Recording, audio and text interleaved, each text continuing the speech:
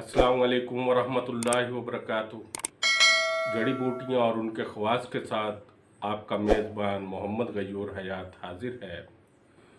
आज हम जिस जड़ी बूटी की बात करेंगे इसका नाम है ब्रिंजास्फ। ब्रिंजास्फ को हिंदी में भी ब्रिंजास्फ कहते हैं। इसको अरबी में शवेला कहते हैं, सिंधी में गोमार कहते हैं, फारसी में मादरा कहते हैं और इंग्लिश में मिल्फॉयल कहते हैं। ये बूटी हिमालय, कश्मीर और हज़ारा के पहाड़ों पर बकसरत पाई जाती है। इसका पौधा 1 मीटर तक लंबा होता है, जिस पर बारीक बारीक छतरी की तरह के फूल लगते हैं, जो देखने में सौंफ की तरह के लगते हैं। इनके रंग भी मुख्तलिफ होते हैं, सफ़ेद, गुलाबी, नीले और पीले रंग के ये फूल होते हैं। ब्रिंजास्फ का पौधा 2 किस्म का होता है, नर और मादा।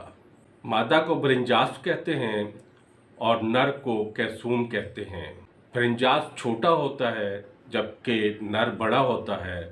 ब्रिंजास्फ की टहनियाँ होती हैं और कैसूम की नहीं होती। इसका मिजाज गर्म खुश्क है। ये 2 ग्राम से 5 ग्राम तक इस्तेमाल किया जाना चाहिए।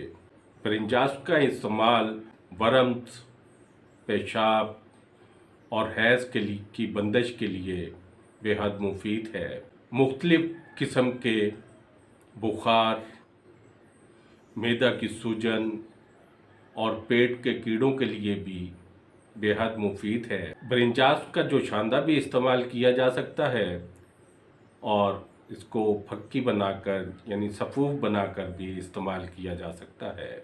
इसके खुश्क पत्तों का धुआं अगर घर में दिया जाए तो घर से तमाम जहरीले कीड़े निकल जाते हैं। ब्रिंजास्फ का अर्क बेहद फ़ायदेमंद है। 250 ग्राम ब्रिंजास्फ का पाउडर 4 लीटर पानी में इतना पकाएं कि पानी आधा रह जाए।